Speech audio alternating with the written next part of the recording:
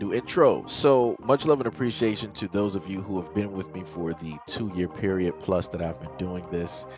Thank you for showing your love and support to the channel. And to anybody else who is brand new to the platform and you would like to support the channel, also you can do it by way of Patreon, Anchor, the clothing store, and also the shoe shop that is listed in the comment description below.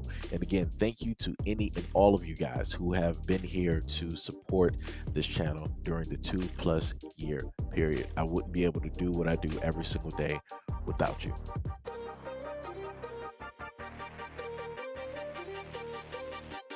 Hear me clearly.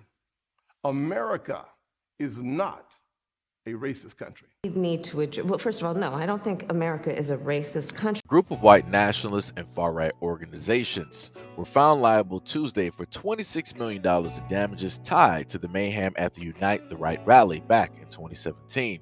The jury in the United States District Court of Charlottesville, Virginia, found that prominent alt-right leader, including Richard Spencer, Jason Kessler, and Christopher Cantwell, should pay for the demonstration that exploded into a horrific riot, injuring dozens of counter-protesters and killing 32-year-old Heather Heyer.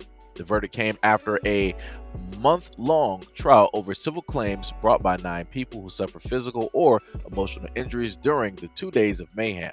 They argued that Unite the Right violence was not spontaneous, but instead the culmination of a plot to encourage attacks on Black people, Jews, and many others. Attorney Robert Kaplan, who represented the plaintiffs, called the jury award eye-opening. That's sending a loud message. The jury was deadlocked on 2 claims involving a 150-year-old federal law passed after the Civil War to shield freed slaves from violence and protecting the civil rights. The Ku Klux Klan Act contains a rarely used provision that allows private citizens to sue other citizens for civil rights violations. Kaplan vowed to seek a new trial on those claims. Spittelnick, who was the executive director of the civil rights group Integrity First for America, stated that this case has sent a clear message that violent hate won't go unanswered and that there will be accountability. The defense has argued that they were merely exercising their First Amendment right of free speech. The jury rejected that theory. Spencer vowed to appeal, saying that the entire theory of the verdict is fundamentally flawed, whining that plaintiff's attorneys sought to bankrupt him. The civil case stems from the August 11th through the 12th of 2017 rally in which white nationalists descended on Charlottesville to protest the removal of a statue of Confederate General Robert E. Lee, chanting, "Jews will not replace us," and carrying tiki torches. They lashed out at counter-protesters. The following day, an avowed white nationalist, James Alex Fields, who is now serving life in prison for murder and hate crimes, drove into a crowd of counter-protesters, taking the life of Ms. Heyer. Another 35 people were also injured. The trial revealed that white nationalists exchanged numerous messages via chat rooms, text, and social media that plaintiff attorneys introduced as evidence of the conspiracy. The juries found the defendants liable under Virginia state law conspiracy claim and awarded $11 million. Jurors also found 5 of the main organizers of the rally liable under a claim involving racially motivated harassment, awarding $1.5 million in damages. The final 2 claims were made against Fields, an avowed Adolf Hitler admirer. He was held liable for the total of $13.5 million for assault and intentional infliction of emotional distress. This video has been brought to you by racism, because racism is accepted wherever true Americans are. Perfect.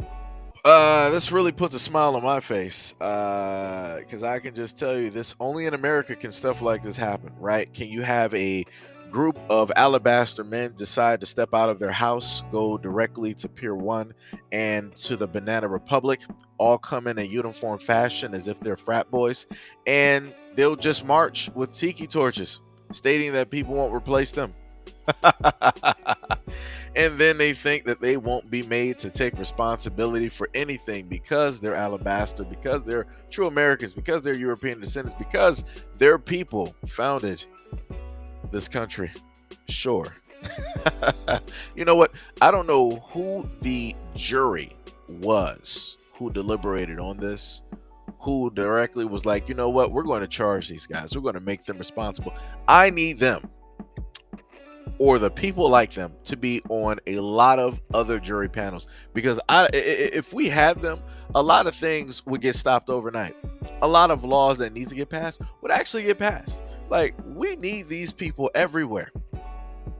I am completely amazed and baffled at the same time that charges are, I mean, not charges, but, well, technically in a sense charges, because you got to charge stuff to the game, you got to charge stuff to credit cards, and obviously a lot of these people who organize this rally are going to be charged for about, some millions of dollars. So, it is what it is. If you decide to cause chaos and destruction, charge it to the game, or better yet, to whatever bank account that you got. So to a lot of those individuals out there, I guess you better start getting back on Twitch, you better start getting back on Reddit, you better start doing your press junkets, and start asking people to make those handy dandy donations, which you already know that they will sit up there and make, so that you can pay this off and continue on about your life, waiting to set up a brand new rally somewhere else, right?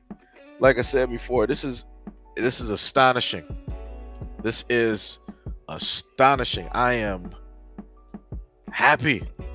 The reason why I'm so happy is because at no point in time can you blame black people for this.